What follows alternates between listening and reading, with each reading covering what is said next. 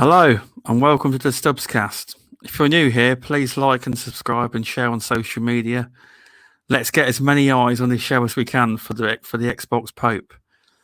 I would like to explain to the new viewers exactly what the Stubzcast is. The Stubzcast is where I talk to other content creators about their journey into content creation and sharing tips and tricks. It's all about the community. If for some reason you haven't heard of the Xbox Pope, where have you been?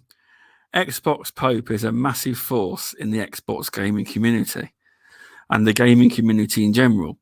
He brings happiness and joy to people's lives with creating custom fan-made art put onto with creating custom-made fan art put onto the Series X and most recently PS5. And you've done an amazing job with the God of War one, and I hope there's more to come. Did you like that intro then, Mr. Pope? Definitely. I really excelled us there. Do you like the bit where I thought he's a powerful force in the gaming community? do you know what it is? It always surprises me, to be fair, it's you go, oh, the legend Xbox Pope, and I think, it's super kind of everyone, really, but I'm just as normal as any other guy, and I think it's the humbleness that I like to share that people really love, It's so yeah, it was a nice intro. Thanks very much. Yeah, cheers. Yeah, I'm trying to get better at them. I messed it up halfway through by stuttering, but that's because we'll get there eventually. That's because you haven't got as much alcohol on the table as me. You see, I haven't actually had any tonight. Actually, thanks for stopping by. Cheers. No, Darth Chillish, War Stew, Brandon Lee, Mr. Tushi.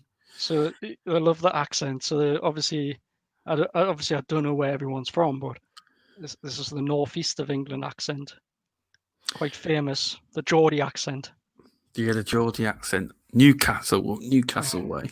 I've got friends, and their mum and dad came from Newcastle, but their children haven't actually got the Geordie accent. They haven't. It's funny, like obviously I game with a few people, but one of the people I do game with is like Craig Duncan, from Rare. And yeah, oh, well, that's pretty cool. Yeah. Okay. So obviously I'm playing Sea of Thieves with him and that, Yeah. And all he wants is me to talk so he can listen to the accent, because he used to spend his time up in Newcastle, doing game development.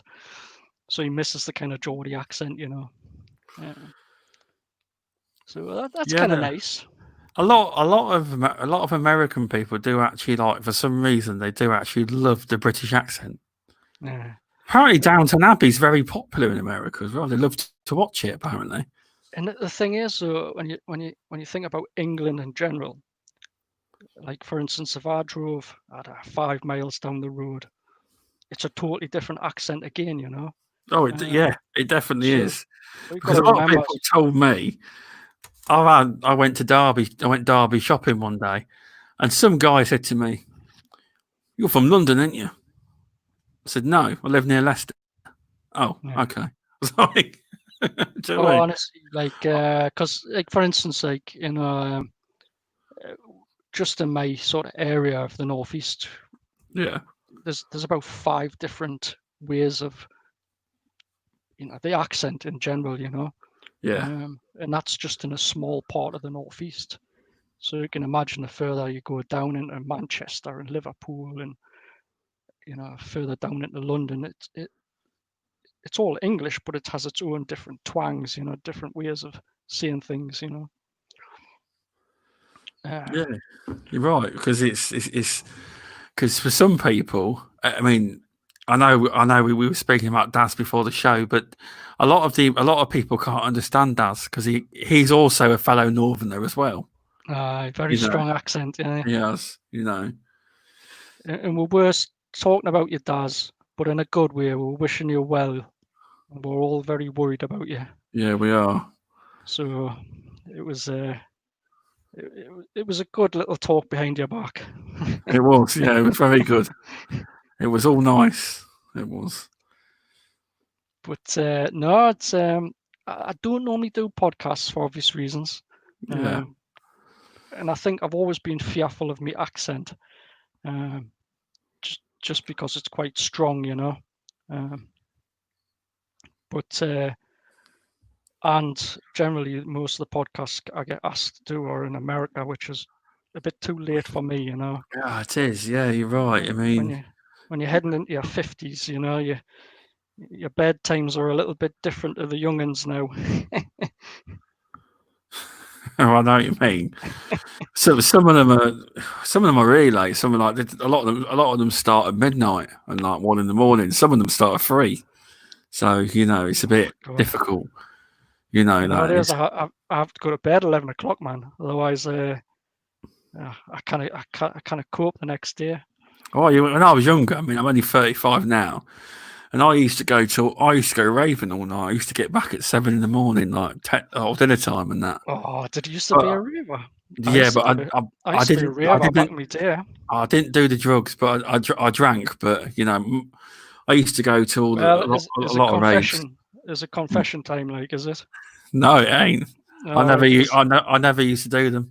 My mates did, but I never actually done them. No, I meant confession time for me. Was it? No.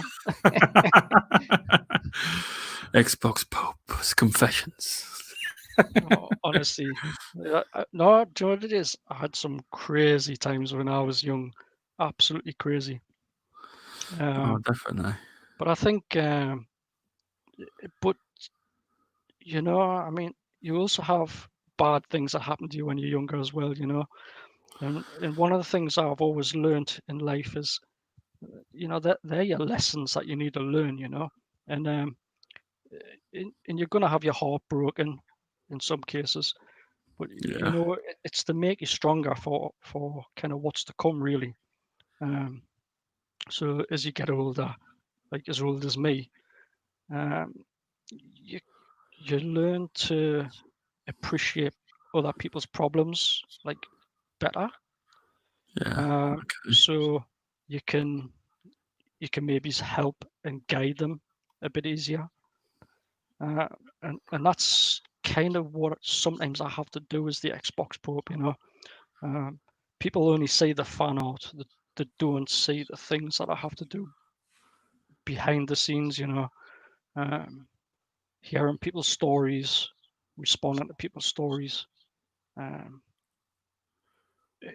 sort of having to not always have the answer. But one thing I've got in my community is, as much as anybody, is a great group of people. So, I can say, well, look, I can't help you, but I know a person who can, you know. And I think as a community, that's what we're really good at doing, you know, is when one of us falls down, there's going to be a few that's going to come around and pick you back up again, like, you know.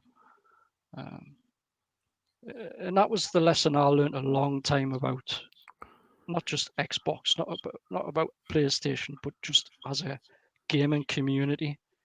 I think a lot of media report gaming's bad. No, they do, yeah, saying it's bad. But, like, the thing is, it's the biggest. Correct me if I'm wrong, but I'm pretty sure gaming's now the biggest industry, outbeating movies and that now. Oh, seriously, but so that's why it's bad though, because it's beating the normal media. I've been watching a lot of Netflix in this flipping lockdown, like. Everything's I got Netflix. It's but and it's them elements that people don't see, and it's not until they experience it, it's not until and I know we're talking about Daz before, and we shouldn't really talk behind his back, but he's a genuine, really nice guy.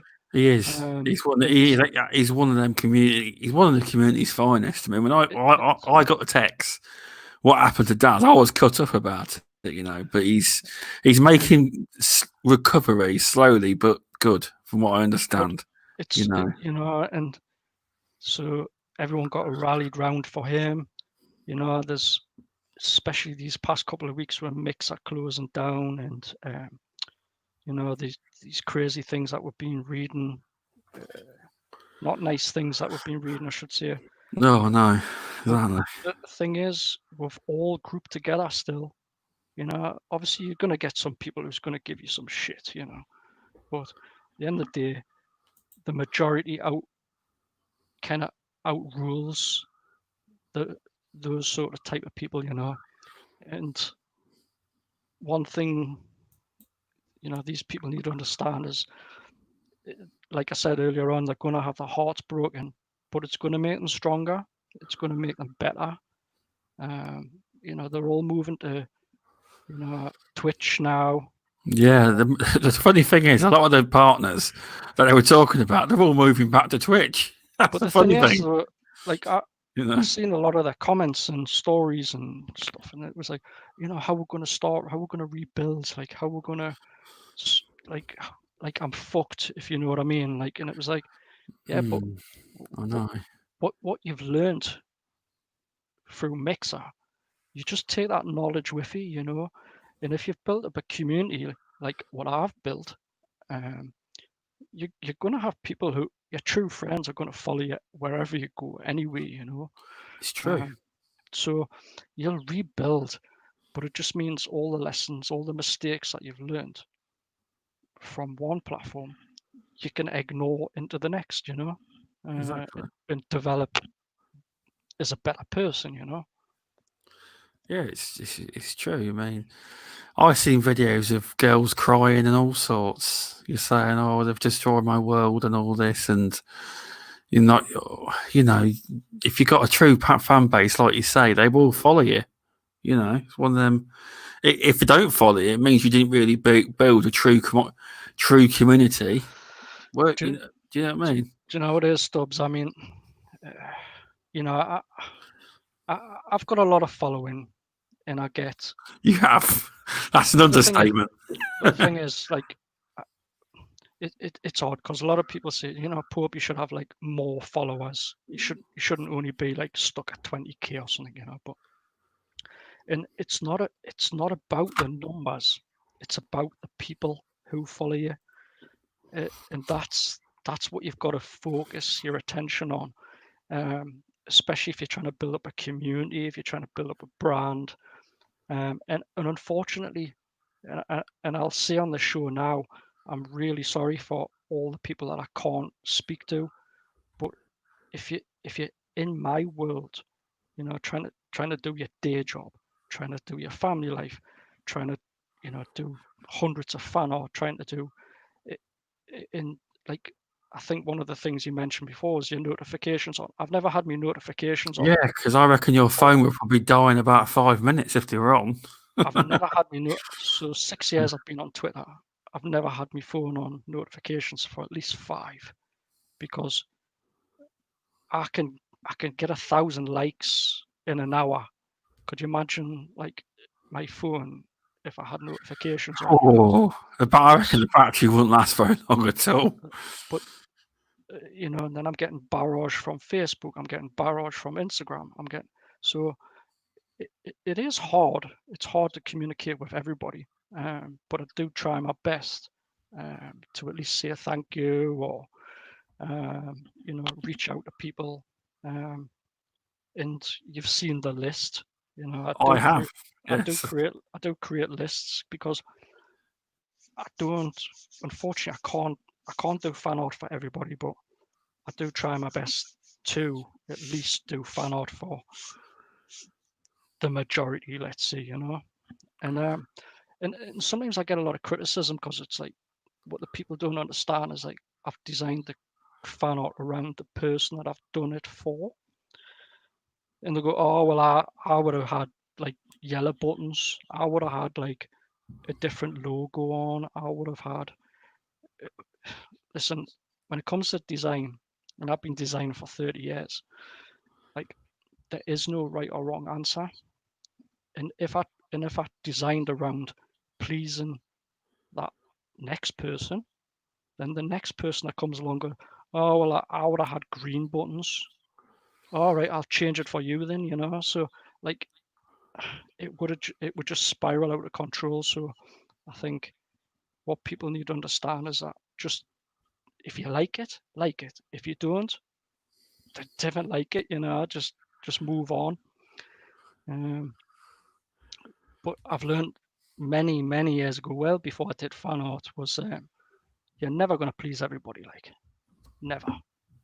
And I think if you're new to Twitter, if you're new to social media, new to podcasting, new to anything, you have to learn that lesson pretty quick, like, because if you don't, it's gonna screw with you mentally, like, because being a podcaster, being on social media, it's mentally draining, and some people can cope with it, some people can't. Well, exactly. It's one of them things you've obviously gained with experience over the years. Yeah. And it's great knowledge and experience to have, because you've grown wise to a lot of things where people make mistakes. You see, and making mistakes is good. It is. Like I said to you at the start of the podcast, you have to make mistakes because they're the lessons that you learn, to make you stronger, or to go, I had my fingers burnt there, like I better not do that again. Oh no. But you can have 20 people tell you not to do something, but until you're always going to do it, because you have to experience it in your own head. And then people go, I told you so. But it's just one of those things, like, in life. And I think those who do make mistakes, they're very lucky if they get a second chance from people. I think. I know what you're saying. I just want to say, now we've got the Xbox Pope in, the Xbox Jesus has arrived. Again with Xbox Jesus. He's a good lad. Welcome, Indy. Welcome, everyone. I've been trying to keep up with the chat, but there's too many names. The thing is, like, because I met Xbox Jesus, so I can't remember going out. I'm guessing. I'm sorry if I get names and people mixed up. It's just I have so much going on. But I think I might have met him about a year ago. And he has his ups and downs, but he's a good guy. He is. And me and him play Titanfall, because I don't know if one of your questions is what's your favorite game, but it has to be. There you go. What's your favorite game? It has to be Titanfall. It is a good game. And I don't know why I'm so attracted to it. I really don't. I don't know if it's the robot thing. I usually answer with, it's just the pure fast pace of it. Like, you feel you can do a lot. Do you know what I mean? Which one, in your opinion, did you prefer number 1 or number 2? Well, do you know what it was, right?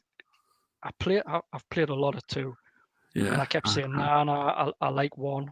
1's better, right? Because 1 was better for the Titans, I just felt the whole drop thing, this battery thing that they included was just a pain in the arse, but the more I've played 2, they've done good, like. I think they've just tried to make it a little bit more challenging, so I'll stick to my gut and say 1. What? See, I agree with you on 1, because 1, this is the difference between 2.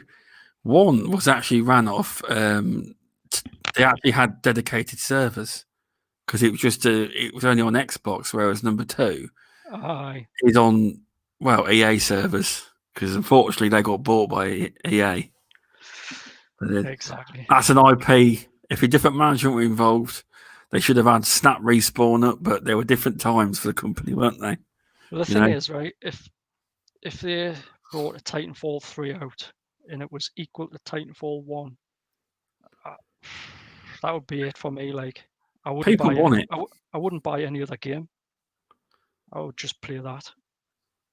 It's good. It is good. But I mean, I do like me racing games, and people probably say, "Oh, you're a Forza guy."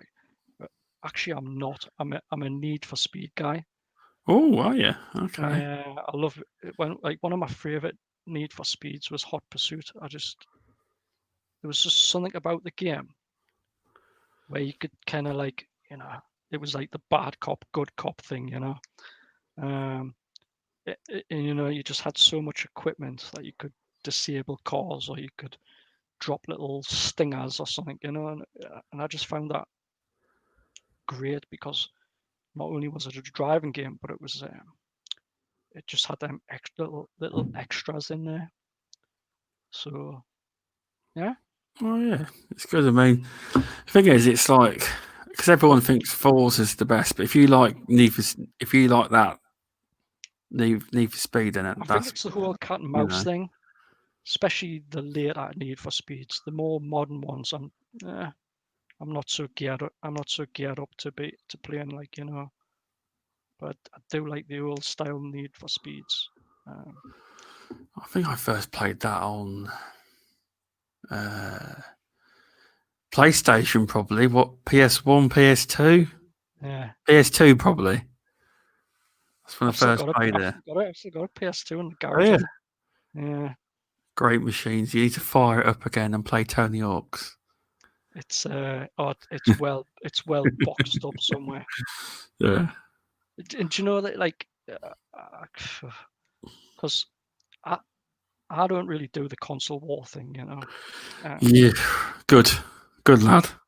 and it's not because, like, anybody else goes, well, like certain friends that I might have also don't do console war thing. Or listen, I'm your own person at the end of the day. I'm not guided by anybody, but the whole, and I understand the console thing. It's like me, like we have a football club next to us called Sunderland, Oh yeah, okay. So, and it's like it's probably the same thing for most derby style football communities, like Liverpool or Everton, or is Arsenal and Tottenham, But so for us, it's Newcastle and Sunderland, and honestly, we can work together, we can speak together, we can drink together, do anything. Yeah. But when it comes to match days, like we literally fight like fuck, Oh, you got football firms then? Oh, we'll literally fight. I mean, we'll scrap like mad, Yeah. And it could be your mate that you work with, but he's your worst enemy. You literally, you'll batter him all out, and then next day you'll see him at work, and you're like best mates again. But and I think it's the console war thing is a little bit like that, maybe. I don't know. Yeah, it is. Like, it's like, to me, I just couldn't give a shit. People, like, I was doing the PlayStation art, and the only reason why I didn't do the PlayStation art sooner is because the problem when I do the fan art, I don't Photoshop onto photographs. Like, some people might take a photo off Google, and then they'll just Photoshop some images over the top. Oh, you've shown me actually how you do it on your. Yes. So I have to build the 3D models. So you can imagine I'm trying to create a model with a PS5 and a controller that doesn't physically exist in my hand. Oh, yeah, you're right. Yeah. Do you know what I mean? Like, you're just using photographs, but you're also having to construct something in 3D. Then you have the model. Then you have to export that as a UV map. That UV map gives you the template to where you can put the graphics. So, when I'm putting the graphics on, I'm not crossing a button, or I'm not crossing a thumbstick, or I'm not. And then I have to remap the model, then render it out using, certain lighting techniques that I might know. Then drag that into Photoshop, color hue it, do some level adjustments, Maybe add some extra textures here and there. Like sometimes I'll not put all the scrapes and the indentations on in 3D. I'll actually do that in Photoshop, just because the problem you've got is in 3D you have to wait for things to render, like calculate. So you're calculating this. Okay. You're calculating the global illumination. You're calculating reflections. You're calculating the light bounces. So that takes time. Whilst in Photoshop it's real time, so you can kind of see if things are working or not working. So when everyone gets a fan art, it's not just a 5-minute job. Like, even though I do everything in 30 minutes, it's all the years of experience. You've got it down to a T as such. So you know, it's 30 years of experience. exactly. That it's almost like, when you first learn to drive, like you kind of look down at the gear stick, or you maybe stumble on the clutch or something, but then after a while you drive to work and you think, fucking hell, how did I get here? You forget how, like, you've driven somewhere. It's almost the same when I do fan art. It's like you almost forget how you got there. Oh, okay. And the reason why I do 30 minutes, okay, yeah, it is because after 30 minutes, when you're designing something, you become critical of your own work. So you think, oh, I'll just move this here, or I'll just put this here, or no, I'll change this logo to something else. And what people need to understand is the fan art, it is what it says. It's fan art. exactly. So it has to be, it kind of has to happen naturally. So even sometimes I look back when I post the stuff, like, oh, for fuck's sake, what did I do that? I just think, what a pile of shit. And even though it's got like 1,000 likes and people are telling us they love it, I'm like, oh shit, I wish I'd done something different actually, because I don't like it now. On that subject, you told me about Dreadpool's fan art, that's the highest one on Instagram. Mm-hmm. And I told him about that 15,000 likes. Yeah, he said 19,000 now. Wow, he says what I think's happened is people think it's a Deadpool art. So he says they're not looking at the art. He says they're seeing the Deadpool, and that's why it's so high. He says that's probably why. Well, do you know nowadays, Dread, I would take it, me. Fuck it. I would take the win. Definitely. What's the hardest art I've ever done? Yeah, that's a good question. That was from Removable Sanity. Thanks for that. Do you know the hardest ones I ever do is the Halo ones, and it's not because a Halo. It's because,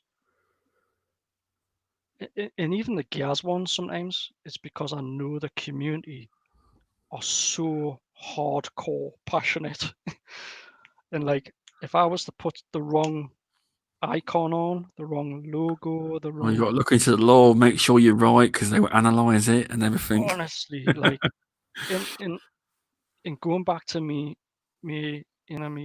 laws of physics of only doing something in 30 minutes. Okay. I have to almost do some research first in the background, so I have to kind of like think, and also, like, sometimes I get a bit bored of doing them sometimes, because like they're always green, or they're always, so it was nice last week, I think, or whatever it was, to get like requests for a Forerunner or a Cortana one, or a, like the different sort of elements to Halo, because it just sort of stopped us from having that, that Master Chief sort of mindset. I know what you mean. And I think some of them got some quite good likes actually. But I think a lot of people share them to Phil and Aaron and things like that. But, all right, yeah, I'm gonna ask it. Okay. What the community wants to know: will you ever make a Series X? Because they keep tagging you with Phil and Aaron and tagging you. So I mean, I can't probably say that there is. It's not a Series X. It is a 1X, and there is a very special Halo console that I've done, and it is hidden in a little location somewhere, and it probably will get shared. And I think the person who I did it for, I remember the response. It was like, "Oh, we showed the Halo, executives or something. I don't know, Halo chiefs or something." Yeah. And the response was like, "Fuck me." That's what you want. How amazing is that? So I hope people do get to see it, but it's up to the individual who I did it for and had it made to share that. I've got the image, I've got the photos of exactly what it looks like. But obviously, I did say, they can share it. But as for 1X, I wouldn't really know. I did work. There is a bit of I have got a Halo NDA on my head, but I don't know if it's kind of hard. I've got lots of NDAs on my head at the minute, so it's I can imagine. So as for a Halo one, not too sure. As for, let's say, another game, maybes. Exactly. Maybe not just one game. Exactly. But there could be. So let's see. Let's think. Because I know the community are desperate to know what's They going are on. desperate. They've been asking, and because you've also been hinting about something for quite a while as well. You have here and there. So there is. I mean, I can't listen. I'm not under any rules of Microsoft, PlayStation, Nintendo type sort of thing that says I can't say anything. It's me that's choosing not to say anything. It's just. I think it's more professional, really, to be honest, as well. There is. I mean, when I say there's big things coming, I mean it's beyond big. It's going to be pretty epic. But I kind of want to keep it as that sort of a Christmas Day moment. That like where because my community is so wonderful and so loyal and supportive. I kind of just want them to feel like it's their moment, not my moment, if you know what I mean. Oh, exactly. Because whenever you make this news, it will obviously you'll break the internet. Well, that's what they say, but so there is a business plan, and part of that business plan, it isn't about me becoming successful. It's not about me making money from the community, because even with the fan art, I don't charge people. I don't make any money from people. I don't ask for anything from anybody, only but a smile. Which is nice. So, what's the best? What would you say is the best part about making fan art? Is it the reaction to the person that receives it? Yeah, but what you don't see, and because obviously I keep me private messages private. Yeah. Is the private messages I get. Like some of them are pretty sad, if I say it in that way, but only because I've made that day a special one, if you know what I mean. Oh, I know. And I didn't do that on purpose. I didn't know that situation. I didn't know we were going through a fucking hard time. but me doing the art has made them feel so special that, you know, that they'll tell us about it, like, and I'm going, fucking hell, like, I didn't even know, sorry to hear, you know, like it wasn't meant to do that, and they just went, no, just keep being you, you know, just keep doing what you do. That's really good. That is. In what people need to understand is, like, I know a lot of people have problems. I know people have a lot of mental problems, you know. But what the community also needs to understand is that Pope has, or the guy behind Xbox Pope also suffers as well. So I do punish myself. I do take things quite sort of hard, you know. So it's great when people reach out to me and go, how are you going? Like, even just privately, you know, how are you doing, like, Pope? It's sometimes nice just to talk to people, because it's good for my well-being. It is definitely. It is nice where people reach out to you and say, how you doing, Pope? You know, but I imagine you do get a lot of DMs on Twitter.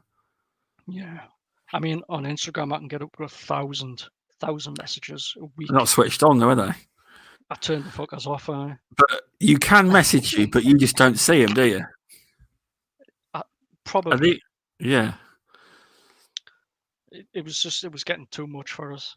It was like, and do you know what it is? To be fair to the people who were probably generally asking us something, it was a mixture of, like, no, you're a dick, you're gay, you're a PlayStation faggot or something.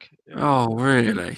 And I think because I was doing the PlayStation stuff, and I just thought it's unfair on the people who probably are trying to reach out to us generally, but I had to kind of think of my well-being. Well, exactly. You know, there's no need for that kind of nastiness just because you've started to make some nice PS5 fan art. And that God of War one, I'm telling you, if that went on sale, you'd have people lining up down the street to buy them. The thing is, like, because obviously, you know, you can't really change, like, I can't change my name. Well, exactly. But it was like, well, you called the Xbox Pope and you're doing PlayStation. What's all that about, like? And so, well, listen, mate, like, I don't give a shit. Like, my name's the Xbox Pope because it was given to us by the community. Like who was it actually that gave you that name? It was fucking, well, do you know Mooch? Oh, was it Mooch? Oh, okay. Right. I think I was doing stuff in that. Okay. So Mooch named it, and then obviously I think a few people, like, kind of cottoned onto that. So I did change my name to Xbox Pope, and now I'm stuck with it. And I say that in a bad way because, like I'm not a religious person, to be fair, you know, but it sounds religious, doesn't it? It does, because when I first heard of you, I did think Xbox Pope.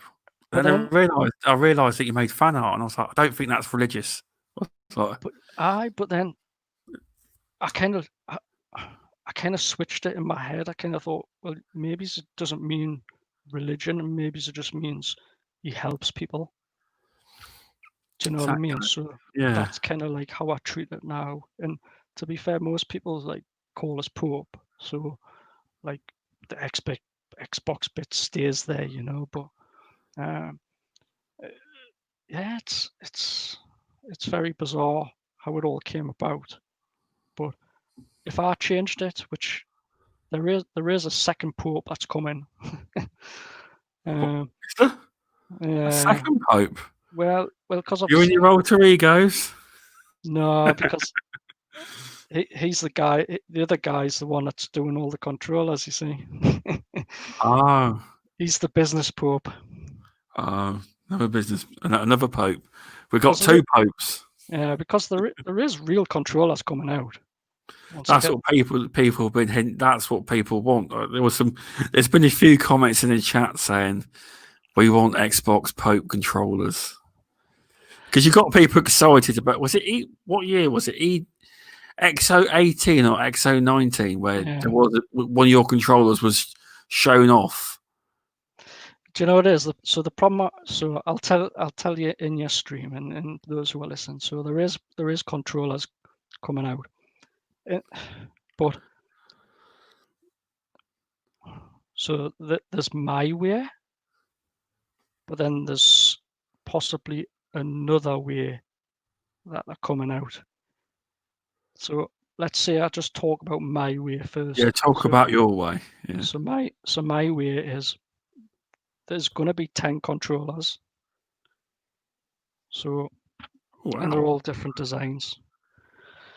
Now the problem I've had to do like a lot of legal stuff. I've had to have like boxes manufactured and all sorts, you know. So like it's quantity, because although everyone's so desperate for Pope controllers, like how desperate is people really for a Pope controller?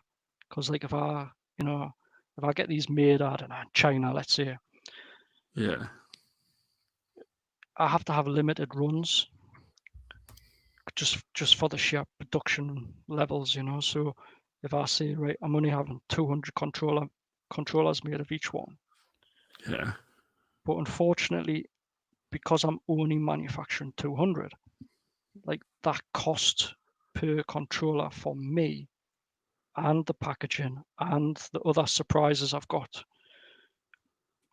within the package,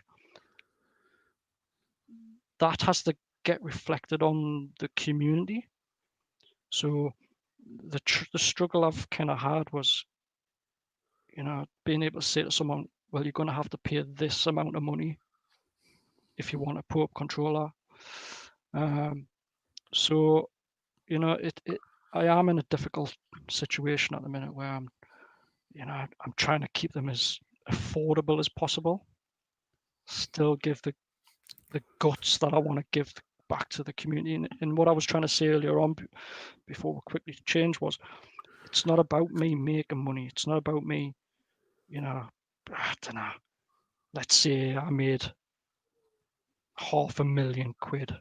It's not about me buying a fancy house or a fancy car or something. So part of my business plan is that money has to go back into the community. So I have to, I have to give it back. So what does that mean? So it means I can, when I get these DMs, let's say, I can affordably help someone, or I can reach further to more people to help, or I can go to like game events and see the fans. That's nice, that is. But not only just to see the fans, but reassure them, like, look, I'm not a special guy. I'm not. I'm just a normal guy who has a normal life. But I'm here if you need us, you know. That's so people don't realize that's part of the business plan. That's the reason why I'm trying to also give people the controllers that they keep asking for. But it's not a profit from it. It's actually going to go back, which is quite bizarre, really, isn't it? Well, but it's really nice because most people just take the money and run. Whereas you're putting it back into community, like, say, probably you go to events, you'd probably turn up at EGX and see everyone or stuff like that, you know. Is that the kind of thing you were thinking of? Kind of, but it's also like, if you think about it, I don't know. And listen, I'm not stupid. Like, I really am not stupid at all. I can spot a fleece or a scammer. Oh, do you get DMs asking for money? So oh, all right. I know who generally needs help and who doesn't. So good. like so it just means, you know, we all have difficult situations in life. Oh no. It just means I can help them people more in other ways to continue what they love, you know, gaming. So it may be I buy them an Xbox. It may be I do something else. I don't know. You know. But at the minute, I can't do that. I can't help people apart from do them crazy fan art and at least maybe put a smile on their face, It's nice though. It is. That's the only thing I can kind of offer people at the minute. So I am kind of glad that people are hyped. I mean, all I can say is the community are going to be like seriously gobsmacked. Like they're not even going to believe what's going to happen. Like they really won't. I don't even believe what's going to happen, and I know what's going to happen. I mean, it's if I was to say it out now, no, don't. No, I won't. But if I was to tell you everything that's going to happen, I think the whole of Twitterverse would just break. It would. And it's not a boast. It's not to sort of say, look at It's just to confirm to the community that you're going to be happy. Like, you're finally going to be happy. I suppose the more you tease it and hint at it, it's not even me teasing it. I know the stronger the hype. I know you're not teasing it, but people they've got this image in their heads of what they think is going to happen, but in reality, we don't really know what's going to happen. Yeah. But anything Pope related, the expectations are like very high. Do you know what I mean? You know what I'm saying? Yeah. And it's not you that's done that; it's the community's done that. The hype level, they've curated that in their heads. So whatever you get involved with, whatever the project is, they can expect, wow, this is going to be amazing. It's like I'll tell you one scenario that kind of a little bit of. So this is not me versus Xbox. This is not me versus PlayStation. This is me sort of making people more aware of them brands, if you know what I mean. Oh yeah, so, brand awareness. But it's not just that. What people don't realize is when I do a fan art for, like, let's say I did a Stubz gaming console. Oh, I asked for. I would love one. But the thing is, when I do that, I think there was a moment I did a guy's fan art, and he shared us a video, and he's like showing us like his games room, and the camera was panning around. And do you know that the most amazing thing happened is in the center of his games room, he's got a fuck off huge picture of my fan art that I did for him. Wow. On his wall. That's nice. And I was like, Jesus, like, I wish everyone would do like just crazy things like that, because like it's not about me being on a wall. It's not about the fan art of that I've done on a wall. It's the fact that they've took pride in their little, like, almost their little gem. So if, like, what I was saying before is if I did a Stubz one, like, that's personal to you.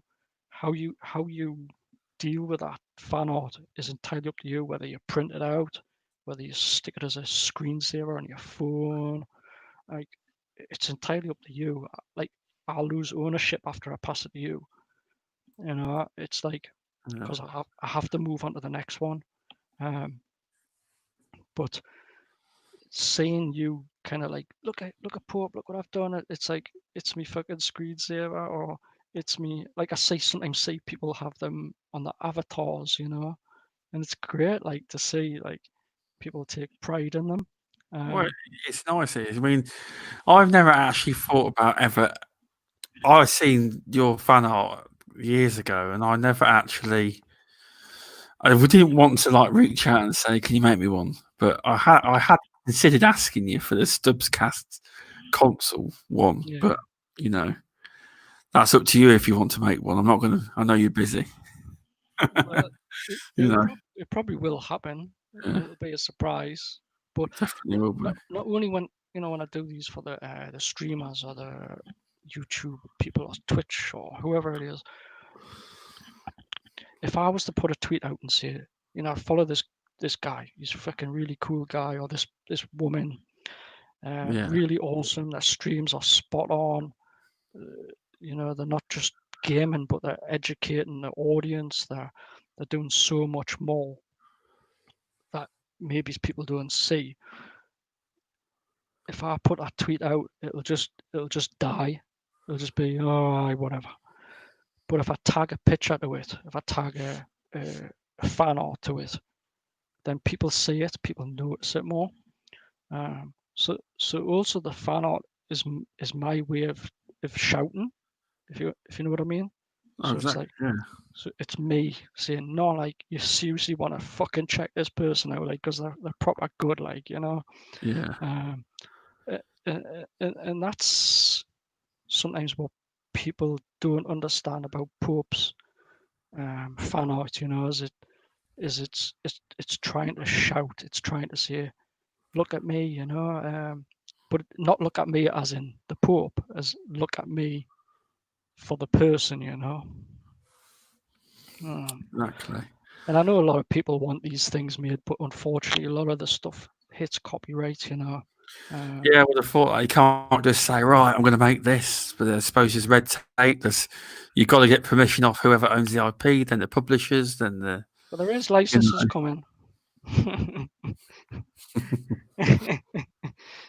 Can't tell you what they are yet, though, but It's all exciting. The hype train is building. But it's all exciting stuff. Once it finally does happen, it will be, well, do you know what it is? Do you know what it is?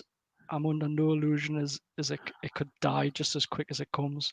Oh, I don't think that. No, don't underestimate it. Do you know what it is? So how Pope lives his life, right? Is he's blessed when he wakes up in the morning. That's all I sort of work on. That's the only thing that stresses me out, is making sure I wake up in the morning. That's all I worry about. That's good though. No, but that's nice. Like it keeps yourself humble. Some people sort of, are saying that, you're now you've got numbers. You don't speak to me, No, you're actually. I tell you what, because we had a chat last Saturday, didn't we, on StreamYard to test it out, and we were chatting for quite a while. So you're a very nice, genuine guy. You are.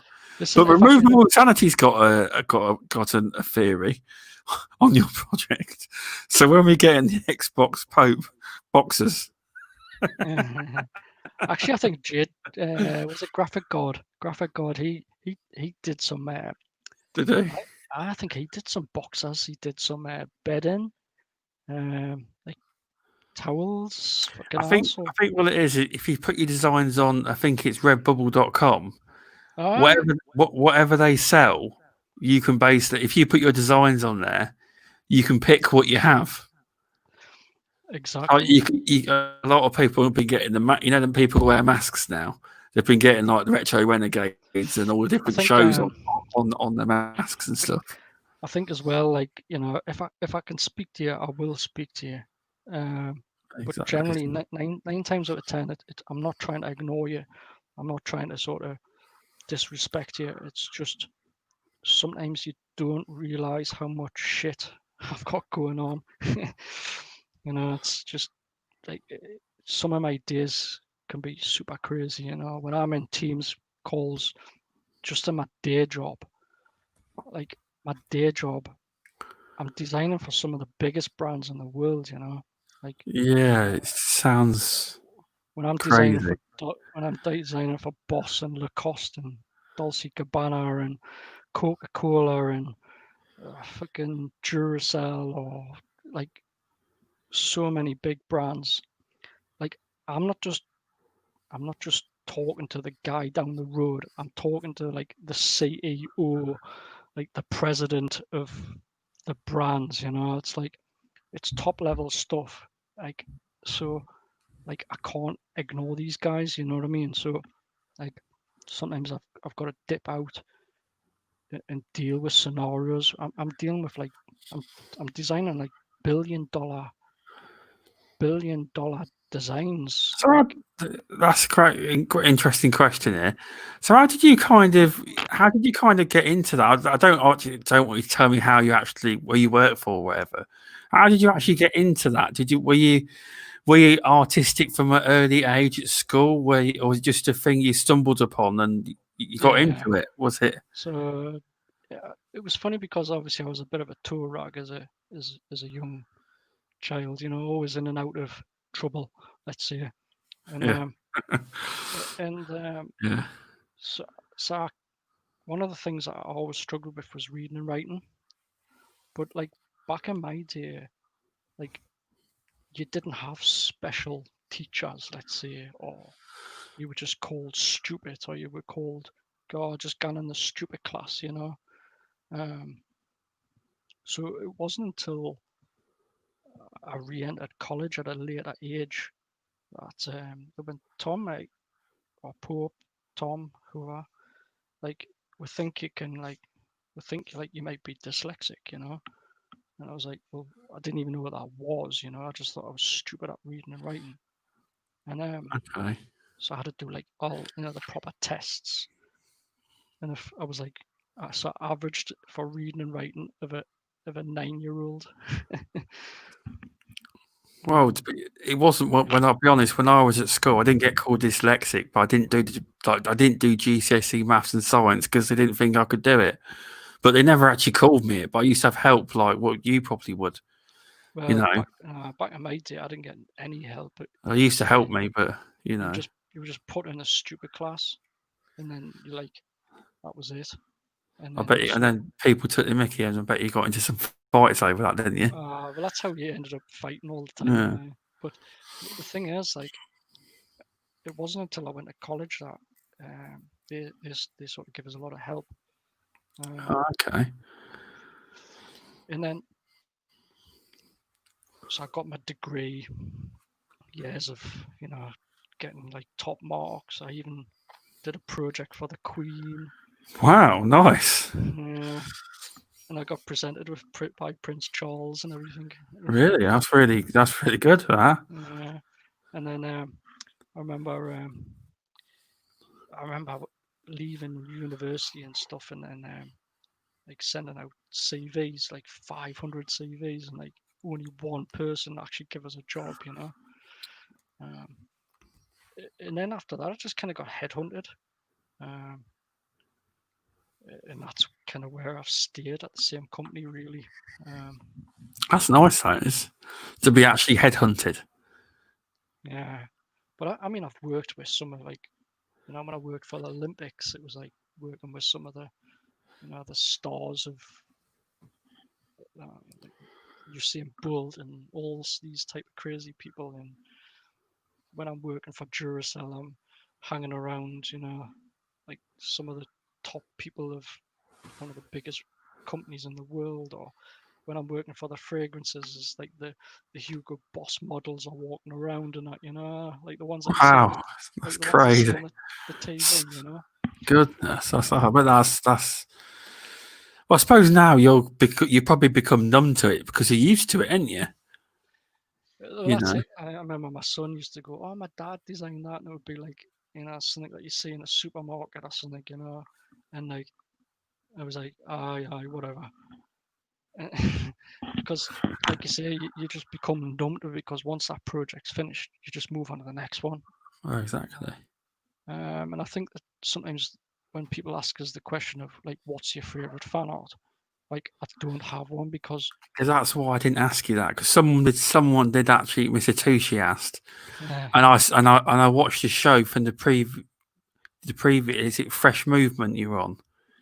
that's The right. last one, and you didn't. And I seen your answer, and I thought I better not ask him that one It, because he's it, not going to have any. You know. no, I can't. I Yeah. really can't pick one, because, like I say, I churn these things out so fast and so frequent. Like, I can't pick one. Do you know what I'm saying? Oh, I know what you're saying. It's impossible for us to. But yeah, I mean, I kind of hope things do come true. Like I say, I am in a lot of sort of meetings and calls and things. There is some things going on behind the scenes, but until I physically see them myself, I can't really give anybody any more information. Well, I don't blame you, because it'd be people would rather, like a lot of people have said in chat, that they'd rather wait and see it with their own eyes, see it launch, than have you let the, well, as you say, let the cat out of the bag.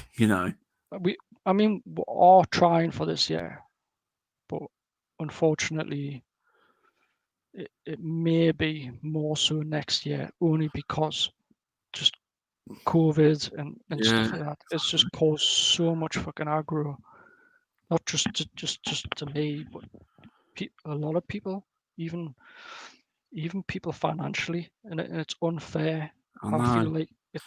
See, like even like, so I know you mentioned financially, but in reality, is it really wise in this climate to launch a like £500 console that no one can afford? You know what I mean? As well, that's a big. I bet that's a question Microsoft have been asking themselves as well. The thing is, right? So, like when I'm designing a project, right? Like the projects I'm working on now. You're not going to see them till 4 years time. Oh right, okay. So I have so many secrets. It's unbelievable, because I'm designing what's coming next, but it takes 4 years for that process to happen. See, I never knew that. That's very, very interesting. I didn't know it was that far forward. So I have so things that happen is, not only is the design got to be, structurally made, but it's got to go through a process of how do I describe this without not giving away any secrets? It's not about secrets. It's just I don't want to. So let's say I design something and I put it in a supermarket, but the supermarket doesn't really exist. Not to everybody. It's there. It's physical. Oh, yeah. Okay. So it is a supermarket, and then certain people are invited in there, and like they walk around it, and we watch where they look with special cameras. Oh, okay. Yeah. So I have trackers in a supermarket that tracks people and where they're looking, and this new product or this new thing that I've designed, it gets points. So if it reaches a certain point level, then it'll go to the next stage, which is like a kind of marketing almost, so there's a lot that goes on behind the scenes that people don't realize. So it is hard, and it's going to be hard for the likes of Microsoft. They didn't know the virus was coming. Nobody knew the virus was coming, No, they didn't. And what they can't also do is change from what was already decided. And so when you're designing something, there's actually a 10-year plan, not a 5-year. So there's the 10-year plan, then there's the 5-year plan, then there's the 2-year plan. And when you're bringing something to the market, it's kind of done that way because it does give you, there is areas within the plan to deviate, let's say, but that you can never stray from the 10-year plan. If you know what I mean? Yeah, no. It's quite far. Yeah, 10 years ahead. Yeah. So it's important you never stray from that. You always have to stick to that one. But down the line, because trends. So when I design something, it's based on trends. It's based on data analysts. So like I'm constantly watching how people shop. how people what's sort of the fashion trends, what are people into right now, you know. Okay. So when I'm designing something, I can change the design, because in my game it's a lot of psychology, so I use psychology a lot. So I'll manipulate something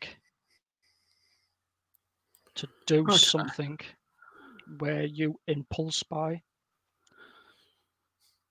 For example, Oh, I see. Okay. so when I'm designing for, let's say, Head and Shoulders or Pantene, right? Like it's up against Garnier, Oh, yeah. L'Oreal. It's against so many other big brands, right? Yeah. Okay. It's my job to say to people, no, look at me, look how amazing I am, you know. Like, not me, the product. Yeah. So like that's my job, is to say, no, Pantene is the best shampoo in the world, and it's going to do this, it's going to do this, and it's going to do this. Like, if I just tell Pamela from down the road, she's just going to go, aye, whatever, mate, you know.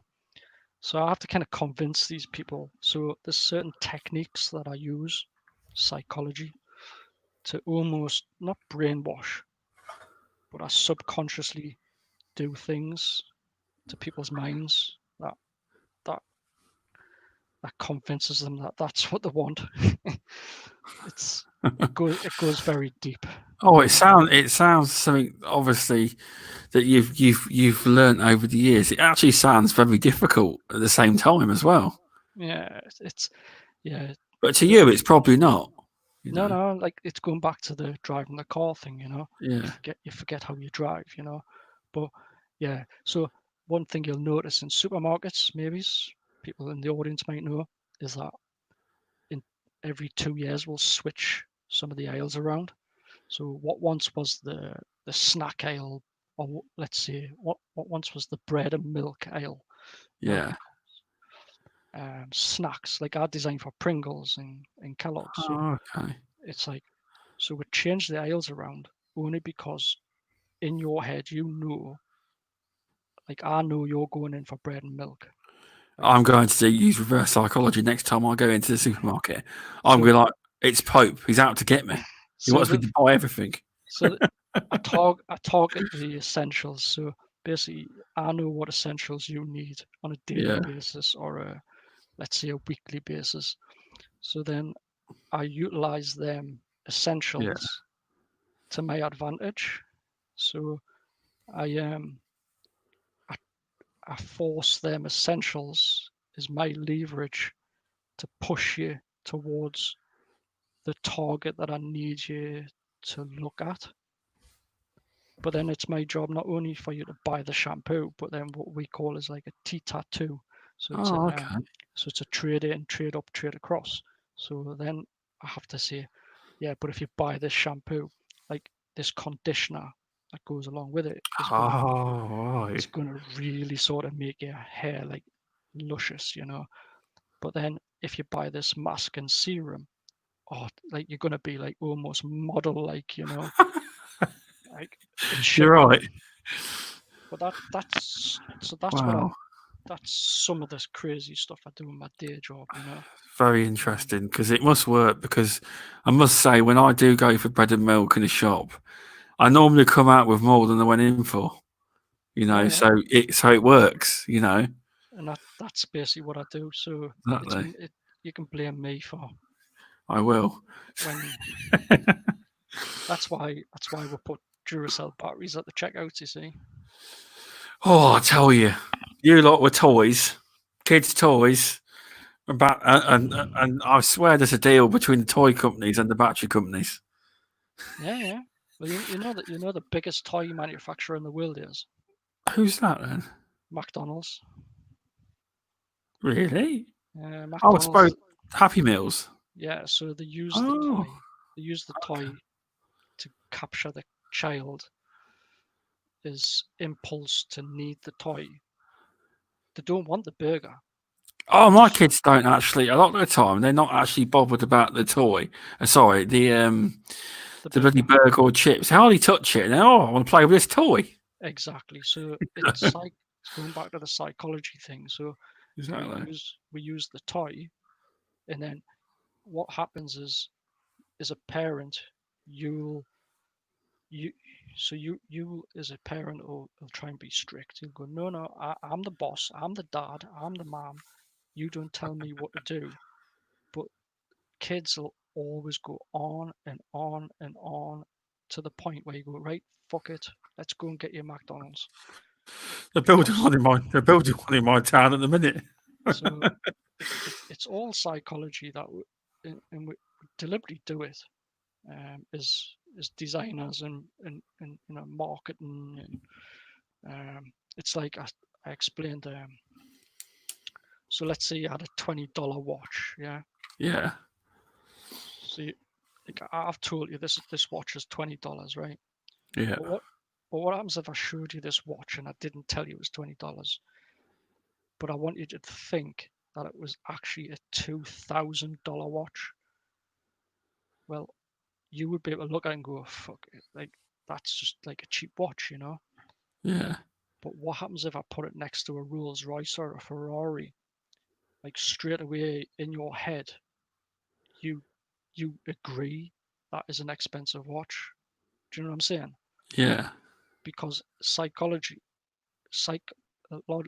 I can't even say the word now. Psychically, I can. Yeah. you know, a Ferrari costs a lot of money. You know, a Rolls Royce costs a lot of money. So the object next to it must also cost a lot of money. Do you see what I mean? Oh, I do see what you mean. Exactly. You are right. So placement of a product is also super important.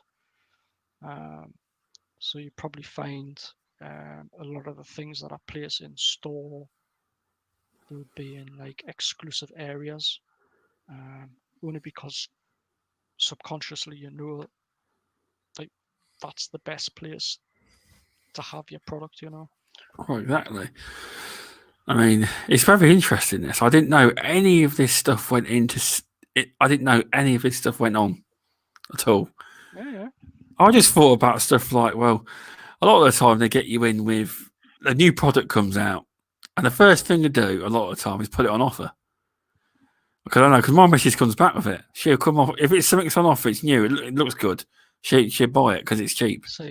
So you know what happens, right? Is it doesn't matter whether you're rich, poor, middle class. Doesn't matter what you are, right?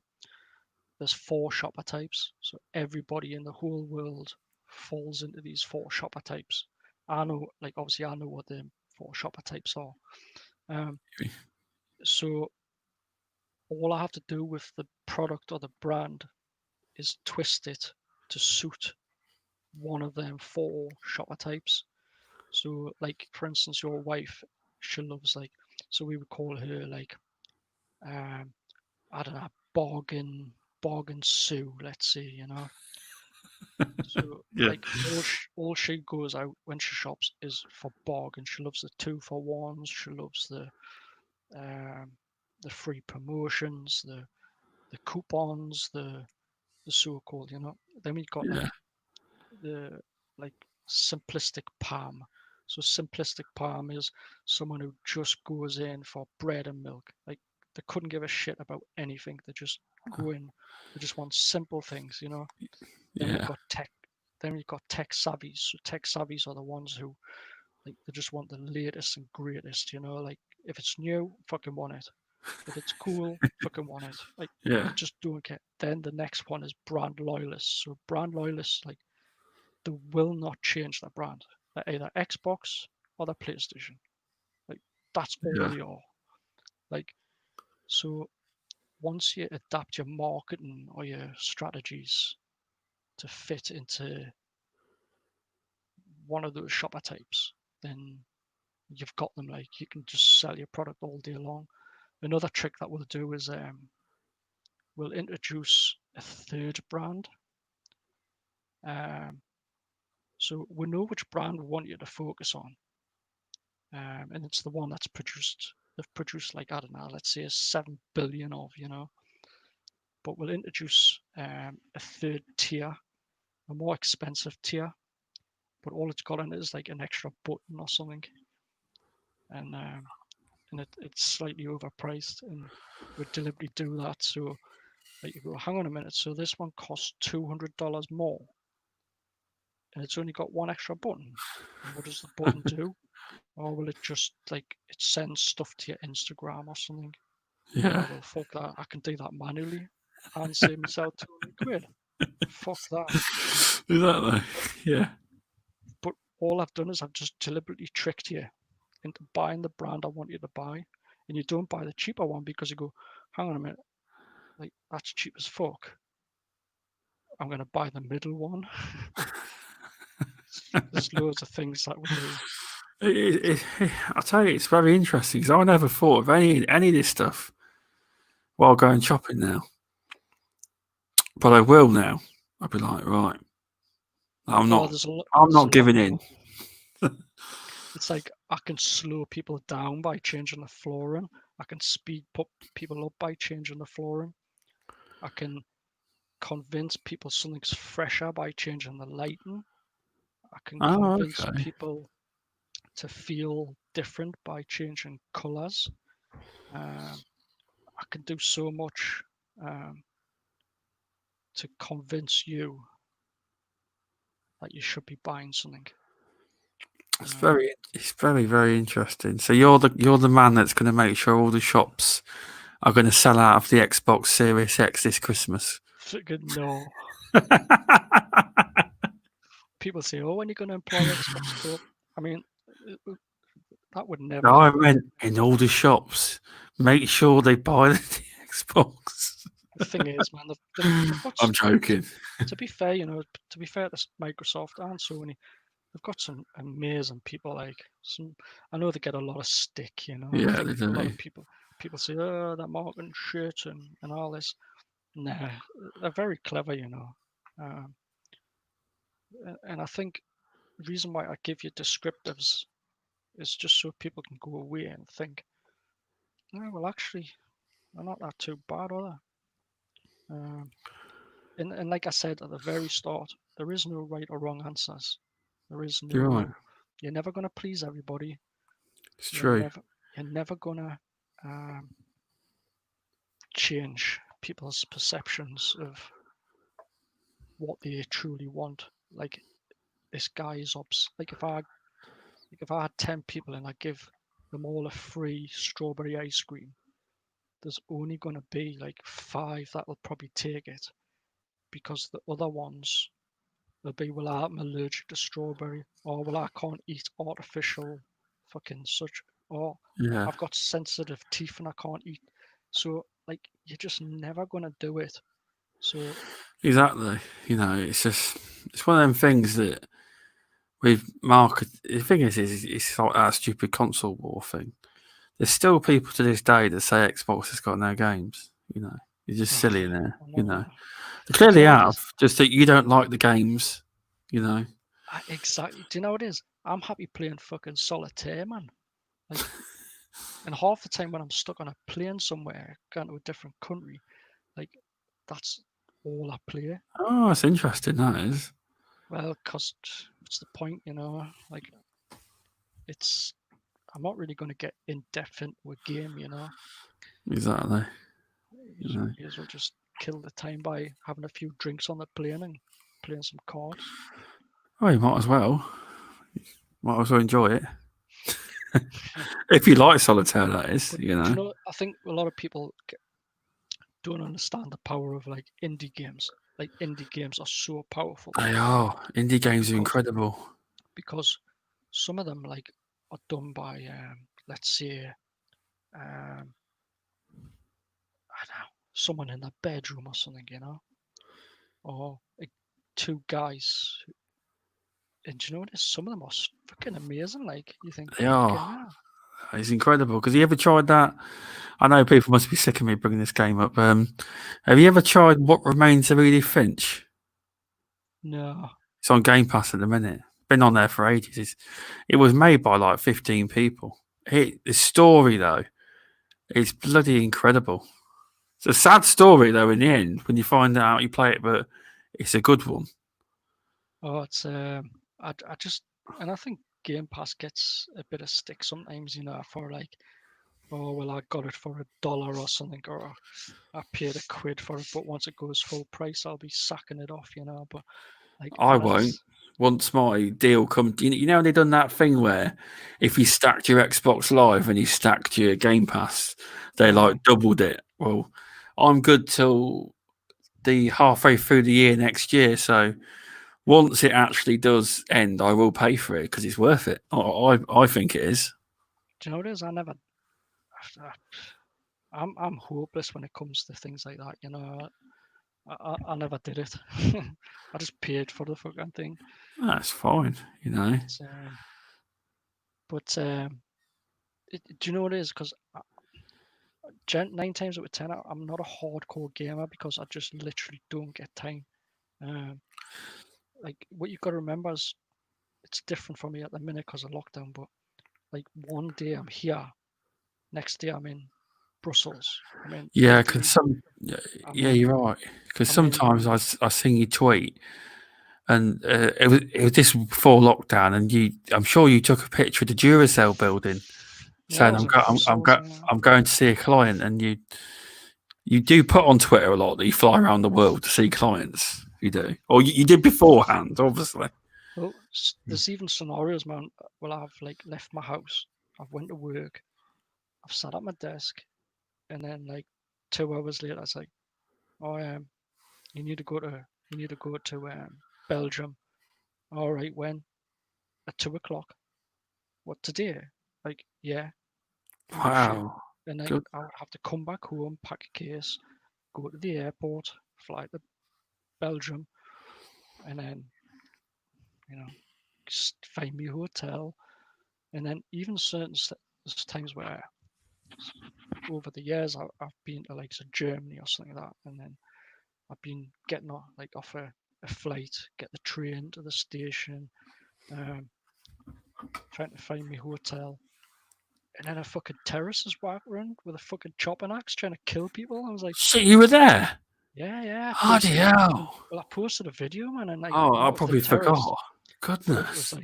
like just all these like German police descending, and like I had like NBC News and Fox News and BBC. Can we use your video? Can we use your video? I was like, fuck off, I'm going to bed. Can we use your video? How much? Exactly. How much will you pay? How much will you pay? No, I was like, fuck off, I'm going to bed. I'm tired. Exactly. I've just had a crazy day. Some nut are trying to kill us. No. Oh no, I was mental. But that was.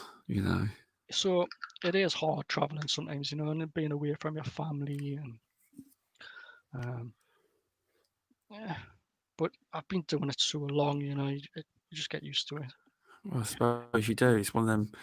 I couldn't imagine doing that for like a job, like flying around the world and being away from your family so much. So I suppose you've got used to it. It's part of. It's one of the things you get used to, isn't it? Oh, definitely. I mean, but and in some aspects, it can be quite nice. You see some lovely things, like when I was working in Dubai and stuff like that. You see some gorgeous things in it. Oh, definitely. But the other flip side of it is you're just away from seeing your family growing up, or you don't have time for your friends, or So, Yeah, I can see, because like obviously most of your mates are probably down the pub every weekend, aren't they? Whereas you're like in another country, probably. Exactly. It's got to be times where it's shit. You feel like, oh, I'm by myself most of the time. Oh, I mean, sometimes when you're flying alone, that's it. Like you're just by yourself. Or if you fly with colleagues, it's not too bad. But generally, when we always fly with a colleague, just because the type of work we do, we're very protected. Let's say. I would have thought so. We have a lot of secrets. Yeah, definitely. I mean, it's kind of not like a bodyguard thing. It's no. I bet your phones are all locked up and encrypted, I bet. Well, I've got 3 phones. So I've I got bet like you ever had problems in America? no. Yeah, no, because the Americans, they like a lot of their security at the airports. They like to go through your phones and get you. I've heard stories where they've made people open their phones and they've been looking in phones and stuff. Well, I've got so like my computers, my laptops, my phones. They're all super encrypted. Oh, good. It's just because, like, I don't know. Suppose if you were to lose your phone or out bad was to happen, you could ring somebody and somebody could remotely, or you could do something where it could remotely be wiped. It's You know. it's mainly because if I'm doing something, if a competitor finds out what I'm working on. You're right. Yeah. So let's say if I'm working for Coca-Cola, if Pepsi found out, or if I'm working for Gillette, if Wilkinson Sword found out. Yeah, I see what you mean. Competition, it's Exactly. it's bad for business as well, isn't it? So you It just is. have to be careful who you speak to as well on planes and trains, because you don't know, they could be working for a competitor. Well, exactly. You most of the time, I bet you probably make up your job when you talk to some random person on a plane. You probably go, oh, "I'm just going for business," and when they actually say, "What do you do then?" and you probably don't always tell the truth, do you? I just tell them I can't tell them. Exactly. I can neither confirm nor deny. Yeah. What are your Secret Service? I can never confirm nor deny. Yeah, it's almost like that. People say Yeah. it's almost like living a Bond style life, Yeah. but it's not. It's just you have to be careful. It's like if Xbox released information, it'll get into the wrong hands, you know. So similar sort of stuff. It's all sounds very interesting. The The Bond thing is, lifestyle. even when you have like NDAs on your head, you don't think of them as NDAs. You just treat them as, it's almost like out of respect. Like, do you know what I mean? You kind of, you know, if you say something, you're going to get in trouble, but you don't think of it like that. You just think, well, I'll just not fucking say it now because, like, this is my job. Well, exactly. Yeah. Uh, But yeah, it's thanks for giving me an insight into your job and all the people listening in. It's been very interesting that side of your job. I do have one question for you, How Ellen? and it's First, regarding before I head off, because it's yeah, getting close to my bedtime now. yeah. Just one more. The Xbox Pope low avatar. Is there any kind of story behind that? So I've had many logos really. I Yeah. think who have I had? So I've had Graphic God. There was one. I've had Sean. There was one. I think I've even sort of had a dabble myself. And you know, it's like, you know, like if you build a house, Yeah. if you're, let's say you were a bricklayer or a plumber or an electrician, like you never Okay. take your work home. Like probably your houses are probably a bit upside down, you know.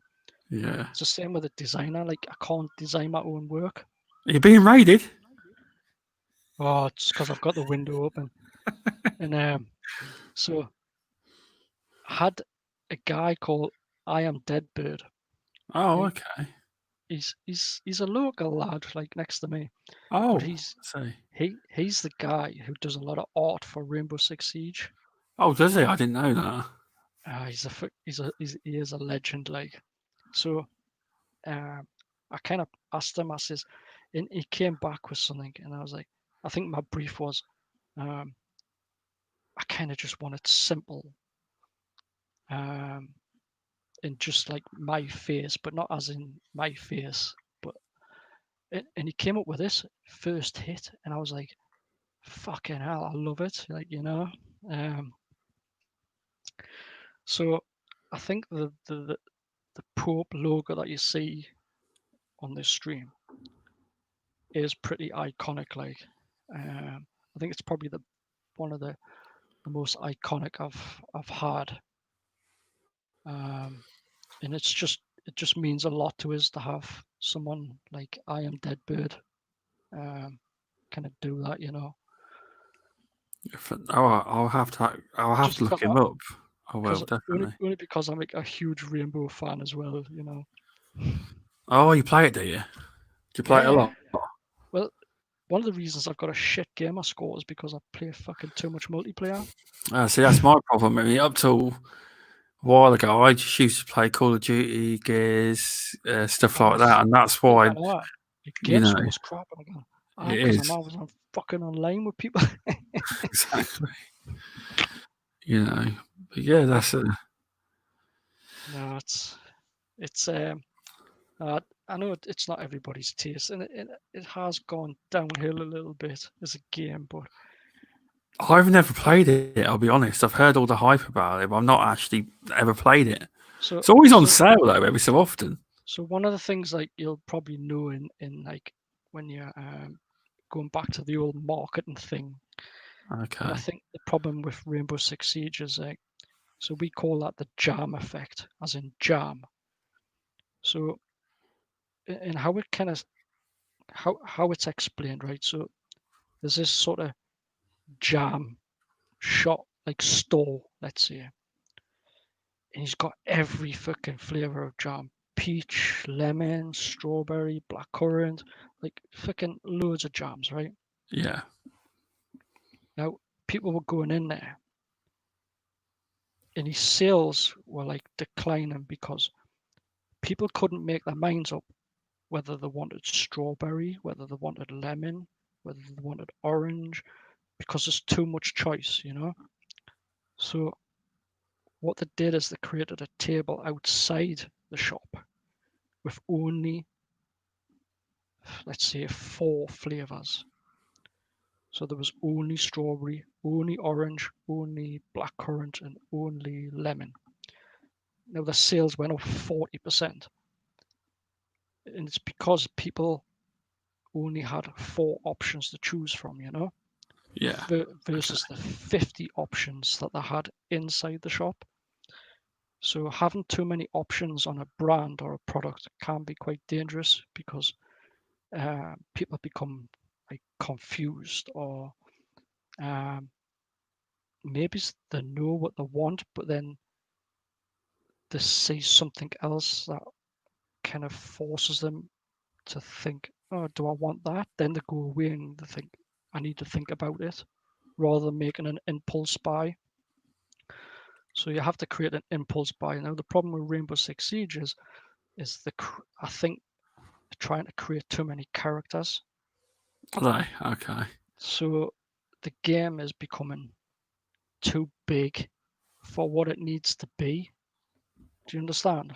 Yeah, because it's like you say, like you like Titanfall, and it's pretty compared to. It sounds like Rainbow Six Siege. It's fairly simple, whereas I guess Rainbow Six Siege isn't. Well, tactically, and as a game, it's 5 versus 5 people. Okay. Yeah. So really, it's just 5 people versus 5 people, but you've got each character has a different ability. So now you think, oh shit, do I go with Derek, who's got like invincibility? Do I go with Jackson, who's got, you know, infinite gun shots or something, you know? But like, you just fall into the trap of giving your consumer too many options, you know? And I think the problem I see with this Play Anywhere is cool because it gives people that ability to play a PC, Xbox, on their phone, on their blah, blah, blah. Yeah. So that's cool. But you also have to be careful you don't create the same jam effect, if you know what I mean. You're all right. I mean, you go on about too many options. It's like, as much as I love Game Pass, it's also created a backlog problem because you've got that many games. You get picky, and you don't really know what to play. Exactly. It So also provides too many options because I have a problem where I should be cracking on with a certain game. Then this another game comes into Game Pass. I play that, and then sometimes you end up playing a load of games that you never end up finishing. yeah, so we call so like that's I'm saying we call that in our world the jam effect, because you're giving too many people too many options. When if you can guide them, so you take certain elements from the store and you make them more obvious, like the outside store, and you just go, these are your 4 options. That's all you've got to pick from. What do you want to play? People will play more of them 4 games because they've only got 4 choices versus 50 choices, Well, exactly. You're right. Like, I don't know if I'm going to wake up tomorrow with a headache. You may do. But, well, you're not drinking Nuki Brown, so you don't like it, do you? No, I'm on the vodka tonight. Yeah, because I listened to that other show you were on. It was mentioned you didn't like Newcastle Brown, or as most people call it, Nuki Brown. They do instead. No, the problem is I can't drink ale because I'm allergic to it. Well, when I was younger, I used to drink. I was with the badass hard drinkers. We all thought we were hard nuts and started drinking Newcastle Brown, and boy, did you feel it in the morning. Oh, definitely. It's strong stuff. It is. But yeah, I mean, I think let's just. I think the ideal thing to do, especially with Xbox at the end of the month, 23rd of July, is let's just see what they've got to show. Yeah, I can't wait for that. And I think whatever it's going to be, like I said from the start, it's not going to please everybody. But for personally me, I'm not going to ride to the the trolls or the haters. I'm just going to be my own person and just enjoy whatever the fuck it is I like. And that's just how I live my life. Like I said also in the thing, I'm just happy if I wake up in the morning. That's me. That's how simple I am. Like I don't emotionally attach myself to people's console war stuff thing. I'm just not that bothered. I think a lot of it is some of the people, like, how you say it, some of the YouTubers flip flop and they use it as a narrative to get more clicks and views, as well, which is not good, but that's how it works. But there are a lot of just toxic trolls that can't see, there has to be a war with them. So them people are best to mute or block because you'll never ever speak common sense with you. They won't. They just keep going and going.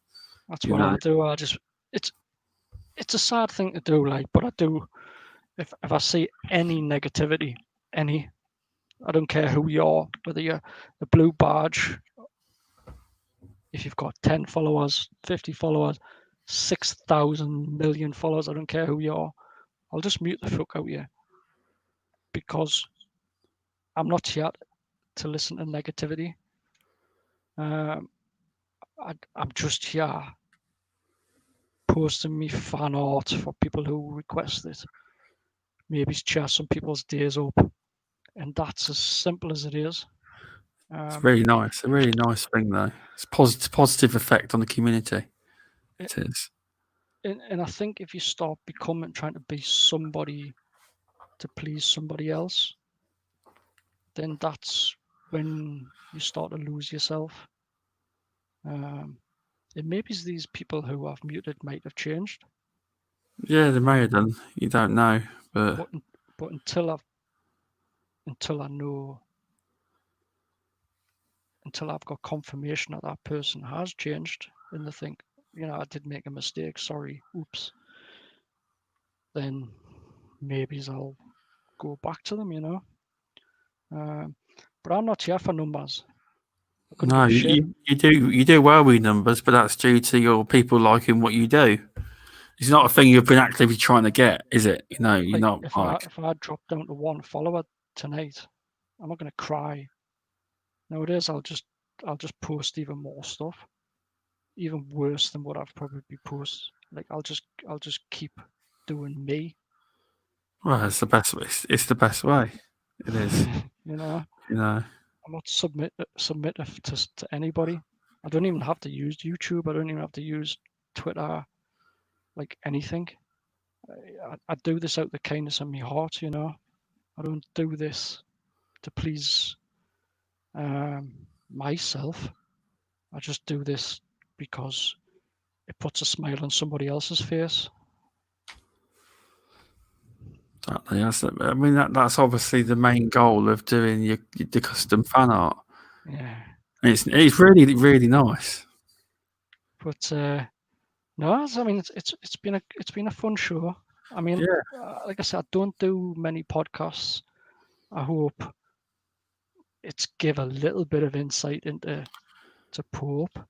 I hope it's give people a bit of a background that it isn't just Pope on Twitter.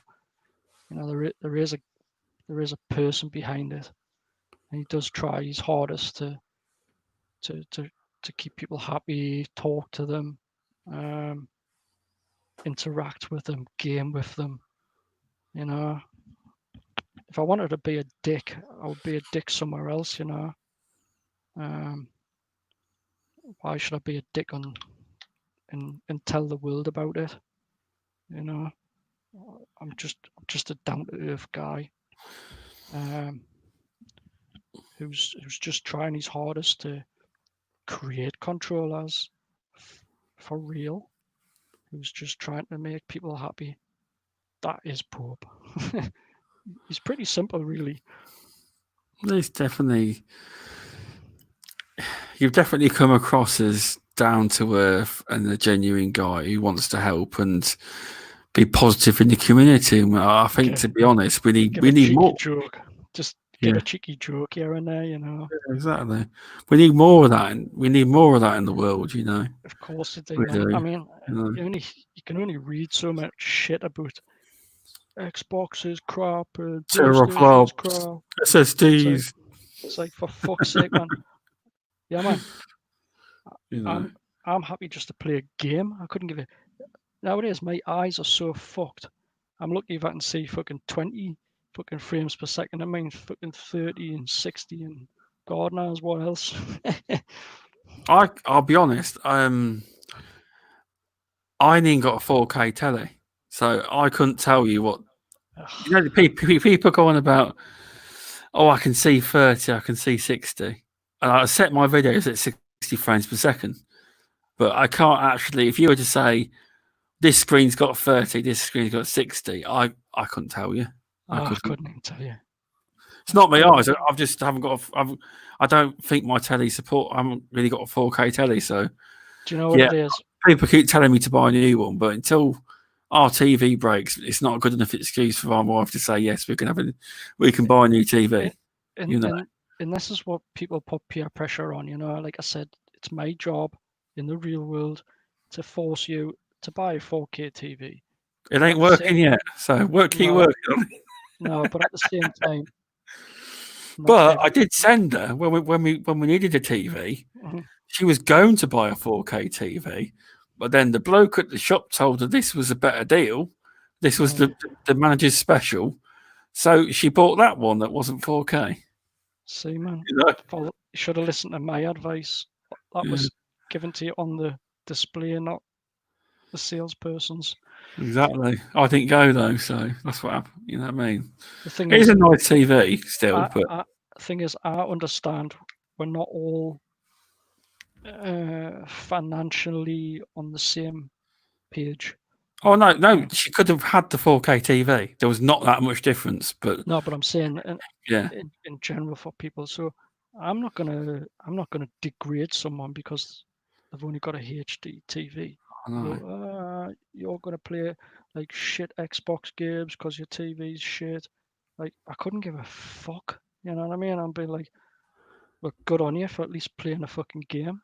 Exactly.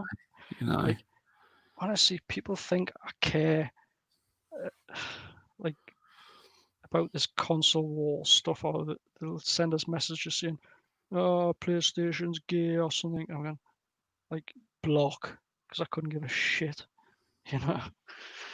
Like, I'm just, honestly, it's so. I think if you live your life so simple, you'll find you'll actually enjoy your life. Well, no, you're right. Yeah, Indy, yeah, you are right. If I don't get a new TV, there's no point in the console. Well, you are right. I mean, I'm not actually planning on buying the new Xbox yet. Yeah, man. Till at least I'm gonna be next year. Designing for it, man. Like, do you think I'll have one? Probably not, but I'm not gonna cry about it. Yeah, I'll probably wait till next year Christmas. I'll probably try and see if I can get a 4K TV for my bedroom instead, and see, because it doesn't. I'm not gonna rush out and buy one, like, just because. Oh, yeah, I don't really, unless it's these drastic rumors. These rumors. Oh, they're 250 quid. They're 300 quid. I don't believe them rumors, but if they were that price, then you would consider it. So, like I say, some people are gonna rush out and get it. Remember the tech savvy people that I tell you about before. Some people are simplistic. Some people are each person shops in a different way, Exactly. And until the marketing falls into your shopper type, then you're not going to buy it anywhere, because it's not being developed for your shopper type. Do you know what I'm saying? Exactly. Yeah, I know what you're saying. So you're going to wait for the better deals because you're a deals person. Your wife's a deals person. It's not even that. It's. I'm not being nasty to anyone, but generally, come on. Over the past few years, on launches of consoles, a lot of them go wrong. These people that rush out and buy them, a lot of them end up broke, and they start crying that the console's broke. If you wait a while, the bugs get ironed out. I'm not wishing the console to go wrong, but if you look in previous launches on all the consoles, there's been problems. There has, and I want to try and avoid it. I mean, I will get one. Will I get do you know? Like, I'm not trolling you, by the way, chat. But seriously, when I did them 3D models of the PlayStation, and I kind of got it to scale, fuck me, that thing's big. Like, it's pretty big, that PlayStation, like. It is. Honestly, no, because, like, when you look at the photos and you compare it to the controller, it's like, yeah, it's fine. But because I'm doing it physically, like, I'm spinning the camera around, I've got the two elements together. Like, I think I said in a tweet the day I had to kind of cheat and make the controller slightly bigger and bring the perspective more forward, just so you can actually see some of the graphics on the controller, because, like, it was so tiny, this little tiny controller versus this big, huge fucking console. I was like, shit. And people laughed at the Xbox tower, didn't they? Well, I mean, because it looks like the size of a tower. Now it doesn't look so big, does it? But it's fatter, but that's thinner, but that's taller. And the thing is, like, I've got, like, my whole house is a smart home, like, my whole house is run by my voice. But I've had to kind of build that technology into my home, Okay. So to have a tower in my living room wouldn't greatly offend me, like, I think. But when it comes to the PlayStation, personally, like I say, I'll get one if I have to, but I just don't know where I'm going to put it. Like, I can't understand where I'm going to put it. Like, just for me in my home, I'm just a bit worried that this thing's just not going to fit. Yeah, I see what you mean. So aesthetics in design plays a huge role. I know it's just a cube or a rectangle versus a more organic shape. But when it comes to the bare bone basics, like the logistics of design, you have to consider like not everyone's got a big house. Like I've got a big house. My house is huge, but like people down the road's houses might be a lot smaller. So like you have to think when you're buying a product, is it going to fit? Like Oh, if you do? like if you went out the sofa shop and bought a sofa and then ordered it and it didn't fit in your house, you would be pretty pissed off, Yeah, I mean, I'm not saying where I work, but I work for a place that they make flat pack furniture, and even on the website it says, "Please build in the room you're going to be in." And they get people ringing them up saying that, "Oh, I've built it in my garage, but I can't get it up the stairs." Oh no. That's not really our problem. Do you know what I mean? They don't actually get a tape measure out and measure how big these things actually going to be. Exactly. The same principle. What you're on about? So I hope I'm gonna have to end soon because I'm gonna have to. Yeah. But I hope it's kind of come off okay. I hope people understand who Pope it really is. He's just one of you guys, He's no different. He, but he's got a lot of passion. He's got a lot of love. He tries to keep things as neutral as he can. The guy behind them's probably a bit more sophisticated in what he's capable of doing. Like there's even bigger things that I do in my real job than what I've talked tonight. But obviously, I really can't disclose them ones, But I definitely understand it. I really appreciate you agreeing to come on the show. I think the community have really enjoyed it. I've enjoyed it. It's been a great treat to have you on. It's funny because I was trying to keep it more humor, but I don't know. I think once you start talking about Pacifics and the true facts of how things are done, because it doesn't change. It doesn't matter whether you work for Microsoft or anything. Marketing's marketing, design is design. The process can't change because it's the rules. Like, it's just sometimes you can manipulate the rules a little bit. That's all. Or you try going back to the different techniques. You try different techniques to manipulate the audience or the consumer, as we call them, to impulse buy.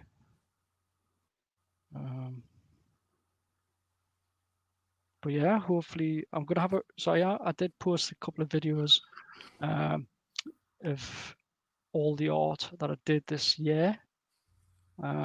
So it's on YouTube. I think I did a couple of I had to do it in 2 parts because you fuckers, you've worked as hard this year. There was a lot of, I think it was nearly 300 consoles I did. Wow, that's great. Yeah, I'll have to check them out. I mean, I think I did see it. So I had to do it in two parts, but I tried to put all the ones I've done. So today was the last time I was doing any fan art, just for a little while. Just listen. I mean, my worry. I can do fan art all day, every day. Like it's not a problem to me. But what I've got to also be careful of is I don't saturate the audience. You know what I mean? Yeah, I see what you mean, because you might have to give them a little bit of a break. Well, exactly. So it's not like, Was oh, it what's the or, saying? Heart grows fonder or something? well, the thing is, it's almost like, at some point people say, oh, for fuck's sake, have I got to see another fucking Pope design? You know what I mean? I'm getting bored of this shit. So, like, I've got to kind of like consciously think like that as well, So I think if I just cut it off a little bit, just let's just all celebrate the Xbox event. See what they've got, see what goodies they've got to show. Um, and then maybe we might see a bit more fan art next month. Um, in like I can't confirm you are going to see Probe controllers. Um, you're going to have them physically in your hand. It does sound interesting. Very good. It does. And there's possibly going to be two ways you're actually going to achieve it. Let's say two routes, but multiple ways of getting them. Yeah, So, it sounds interesting. You don't have to elaborate any more. People, I think people, the way you explained earlier on in the show, I think people get the gist. Without you actually coming out and saying it. Yeah, it's my choice not to say it. It's not Exactly. nobody's holding us at gunpoint. It's just I just wanted to be a nice surprise for you all. That's all. Oh, Because definitely. I think you all deserve it. I don't deserve now. I could be dead tomorrow, man. I just wanted to say, Indie Gamer, mate, just made a request there. Did you see it? No, I was busy. It's a game called Hollow Knight. It's an indie game. He's a big fan. He's spent hundreds of hours playing it. He wondered if you ever get a chance, could you make a custom version for the Xbox? Can you add it to your list, please? He says. Well, it'll have to be a new list. Yes, Actually, it will. what I normally say is if I, because obviously I don't know who I follow and etc. You start after you get to a certain number, you start losing track. It's like your age, you forget how old you are. After a while, you think, how old am I? It's the same when it comes to your followers. You forget who actually follows you. But best place is just to try and drop us a DM because you will just get lost. You'll get lost in the chaos there you go, Indy. that I see. But I will do it. I've got not a sort of dump on your show, but I've got something special next week. You can advertise it if you want. So I'm not on next week. I'll officially announce it now, even though people probably know. Stubzcast is every 2 weeks now. So just before I go, I've got quite a big show to do for Microsoft next week, and there will be a big announcement. Wow. So look out for that. That'd be very interesting. I'm sure you'll enjoy it. You'll break the internet. I keep saying that word. And it's funny because my Twitter does run slow sometimes, and I think, what the fuck's going on? My phones are like sluggish, and then when I check, I've got like thousands of like notifications, and I'm like, shit. I think I broke it. But nah, it's all fun. You guys just remember, just be yourselves. Don't bow down to anybody. Just who cares?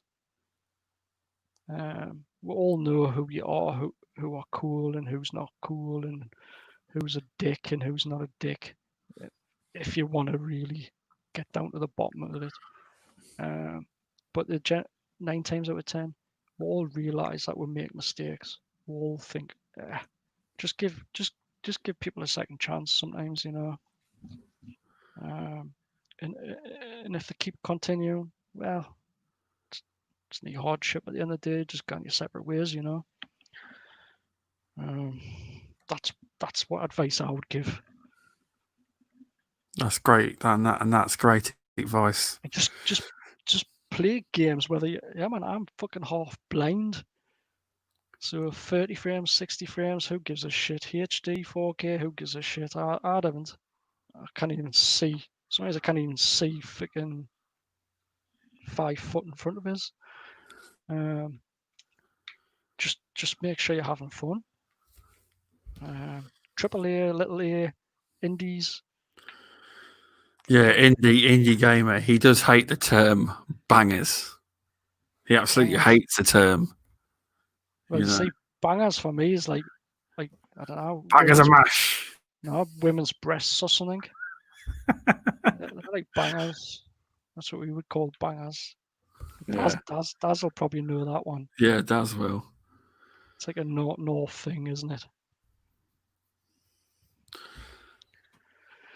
Right, so I'm gonna love yous and leave yous because I'm gonna.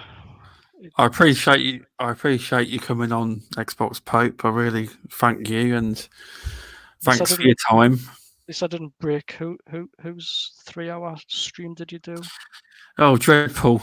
Dreadpool's got the 3-hour mark. I wasn't really. He took pride in that. He did. Well, Dreadpool can keep that fucker. Jesus. You've not got another 59 minutes, have you, to break it? Oh, I'm only kidding, mate. I'm only kidding. One, it's half hour past my bedtime. 2, I'm probably gonna piss myself. Right, I really appreciate you coming on. I did think people probably thought Pope was this fucking this sort of vocal outrage. I know obviously Crazy Legs and UK Daz and that when I game with them, they know I'm quite sort of it's almost like Pope's got Tourette's. Oh, right. Because he's always swearing and like everything's shit. Fuck. That's the way it is. It's all good. Pope's a proper potty mouth. Yeah, definitely. He's got a filthy mouth, he has. Yeah, so I really appreciate your time and for you coming on to have a chat. And I think everyone's really enjoyed it. I thank everyone for coming out and supporting the show and supporting Pope. No, I'm really honoured that you do show Pope a lot of love, and like I say, I do try, and I thank you for understanding that I do have a normal life to live as well, and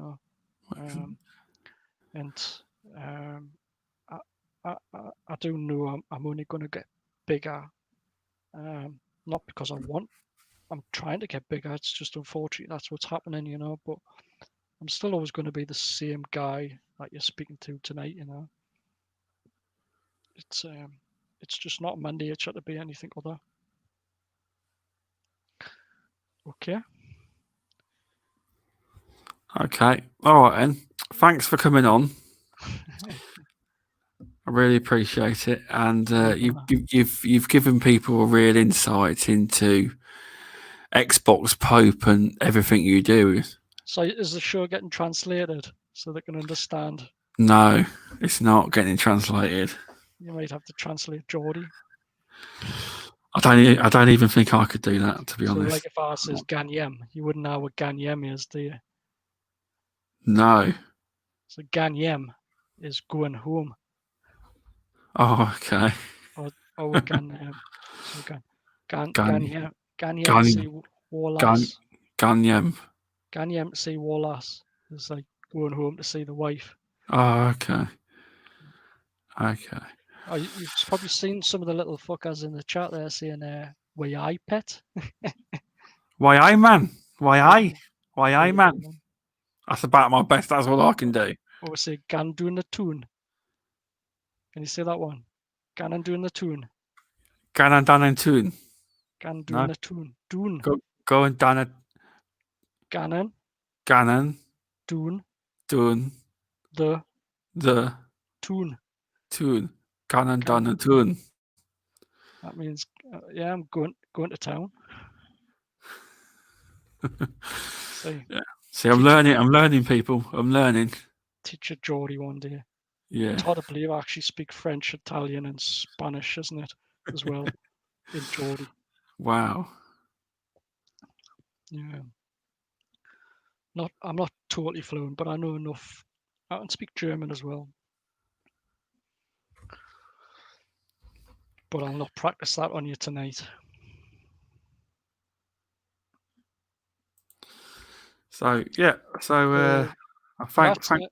Grazie mille. Amelia.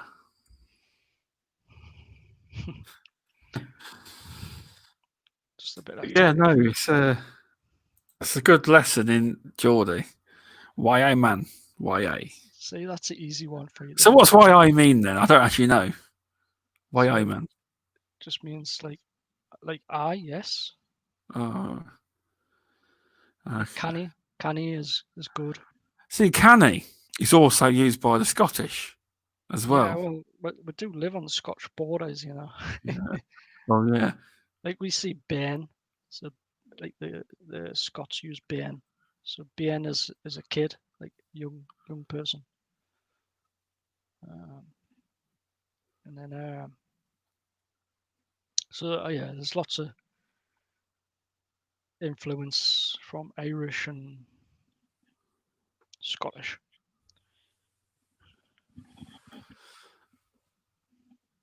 Yeah, it's all good then. One thing like in the northeast, there's proper party fun animals. Oh yeah, definitely. Yeah. We like to have a good laugh. Get that Daz up here. We'll show him a good time. Daz will probably come. Once Daz is better, obviously. Once he's better, I will. Once he's fully recovered. We'll get him under the table. He'll be drunk as a skunk. Definitely.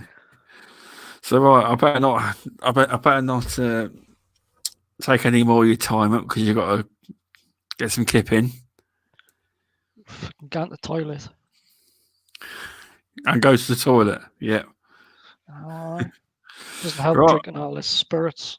No, it don't. Right, thanks for coming on, Pope, and thanks for everyone for tuning in. All right, catch us later, everyone, and just remember, just be yourselves, be happy, and just enjoy life, man. You could be dead tomorrow, man. Just enjoy yourselves. Great words of advice. See you in 2 weeks, everyone. I was gonna say, not see me in 2 weeks. No, I'm all about the Stubzcast. People watch Stubz. It's every 2 weeks now. It is. Right. Who are you getting on next? It's going to be John Place from NLG. It is. The NLG podcast. It is.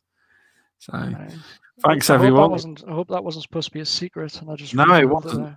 No, it wasn't a secret, really. I hadn't announced it, but don't mind people knowing. So, thanks for tuning in, everyone. And I'll see you all soon.